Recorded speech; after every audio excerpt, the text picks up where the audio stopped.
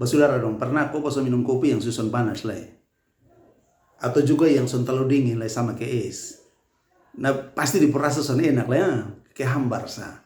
Karena minum kopi yang enak itu pas panas-panas, itu baru dipung rasa aroma kopi, dipung rasa nikmat itu keluar. Betul gak son?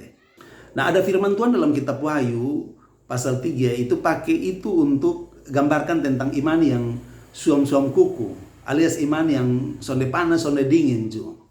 Nah itu teguran yang diberikan kepada jemaat di Laodikia, di mana dong ada di kota yang sangat maju dan mapan sampai dong rasa ke sonde kekurangan apa-apa lah. Nah justru di situ di masalah, karena ketika dong rasa sukaya, dong rasa cukup semuanya, sebenarnya dong sonde butuh bantuan dari siapa-siapa lah, bahkan termasuk Tuhan juga. Karena itu di Wahyu pasal 3 ayat 15 Tuhan bilang begini, aku tahu segala pekerjaanmu, engkau tidak dingin dan tidak panas. Alangkah baiknya jika engkau dingin atau panas. Jadi karena engkau suam-suam kuku dan tidak dingin atau panas, aku akan memuntahkan engkau dari mulutku. Nah ini satu teguran yang keras kepada kehidupan atau kondisi rohani jemaat yang tidak sungguh-sungguh kepada Tuhan. Ya, nah memang saudara itu di Laodikia itu sana ada sumber mata air. Jadi orang dapat aliran air itu dari Kolose itu air dingin, dan dari Hierapolis itu air panas. Jadi air yang sampai di dong itu air yang suam-suam. Jadi ini dipakai oleh Tuhan untuk menggambarkan kondisi iman dari jemaat yang tidak sungguh-sungguh. Nah itu masalah dalam jemaat di Laodikia. Jadi di soal itu bukan karena dong tolak Tuhan atau dong sone mau gereja lah, dong sone mau beribadah lah, atau juga bukan karena dorong sembah berhala atau karena penganiayaan. Tapi di masalah besar, masalah utama itu karena dong surasa nyaman dan dong punya kekayaan, dong surasa cukup sampai dong sonde butuh orang lain lah, termasuk juga Tuhan.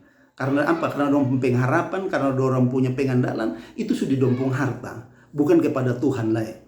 Sampai Tuhan bilang dong iman tuh suam-suam kuku. Iman yang suam-suam kuku itu artinya dong sonde tolak Tuhan. Dong tetap gereja, dong tetap beribadah, dong tetap melayani. Tapi juga dong sonde sungguh-sungguh, dong sonde menyala lagi untuk Tuhan. Itu semua hanya dilakukan karena rutinitas dan kebiasaan sah. Karena terpaksa sah. Nah itu bahaya di situ kalau orang surasa kaya, orang surasa cukup. Dorang bilang di ayat 17, aku kaya dan aku telah memperkayakan diriku dan tidak kekurangan apa-apa. Ini kelihatan sekali ada kesombongan rohani di sini. Karena kebergantungan dorang itu bukan lagi kepada Tuhan sebagai sumber berkat, tetapi kebergantungan dorang kepada kekayaan harta yang adalah merupakan berkat Tuhan itu.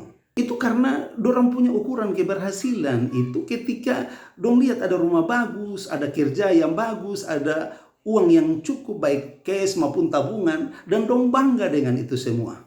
Tapi Tuhan bilang dong miskin. Ya, Tuhan bilang di ayat yang ke-17 bagian akhir, Tuhan bilang bahwa dan karena engkau tidak tahu bahwa engkau melarat, malang, miskin, buta dan telanjang.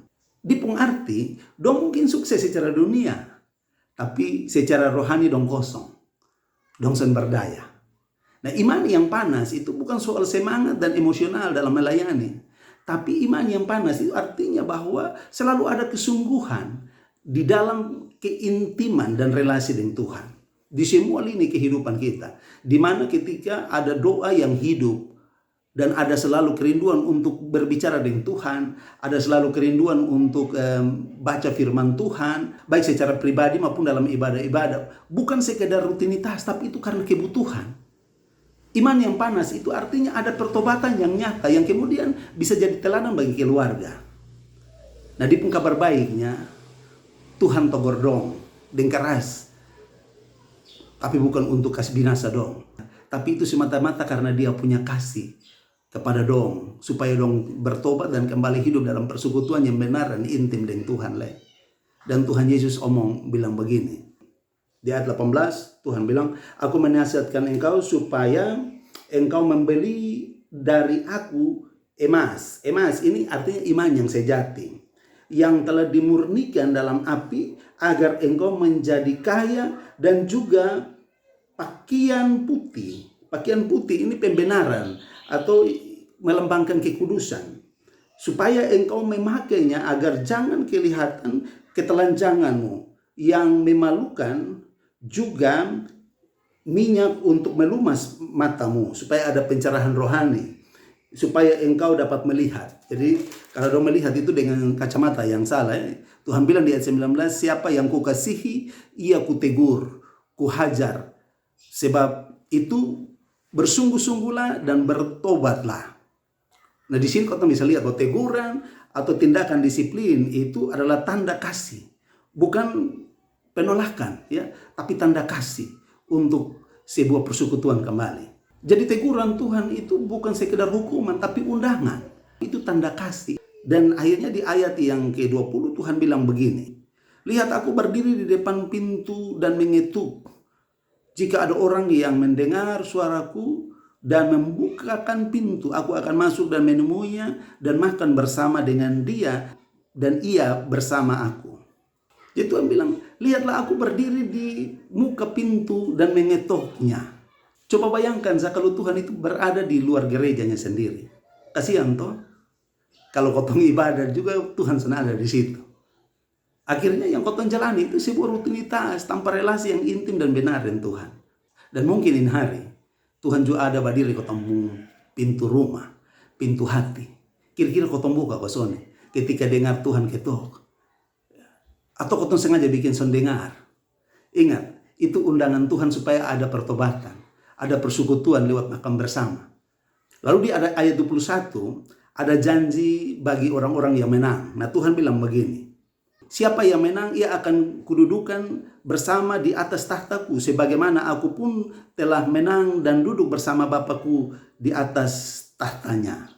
Jadi makna bahwa semua orang yang menang akan ikut sama-sama memerintah dengan Tuhan, Sang Mesias itu. Nah itu di puncak klimaks tentang janji keselamatan. Di ayat 22 ada undangan yang universal. Tuhan bilang, siapa yang bertelinga hendaklah ia mendengarkan apa yang dikatakan Roh kepada jemaat-jemaat. Jadi ini pesan untuk semua orang percaya. Bukan hanya jemaat di Laodikia, tapi juga semua orang, termasuk kotong saat ini. Dan hari ini pesan firman Tuhan itu sederhana bagi kotong semua. Jangan cepat-cepat puas, jangan terlalu puas dengan semua kesuksesan jasmania kotong. Tapi mari kotong juga mau hidup bersemangat di dalam Tuhan, menyala melayani Tuhan bagi kemuliaan namanya. Gereja yang sone suam-suam kuku itu hanya bisa dimulai dari kotong pun hidup sendiri yang juga sone suam-suam kuku. Tuhan Yesus berkati kotong semua dengan firman-Nya.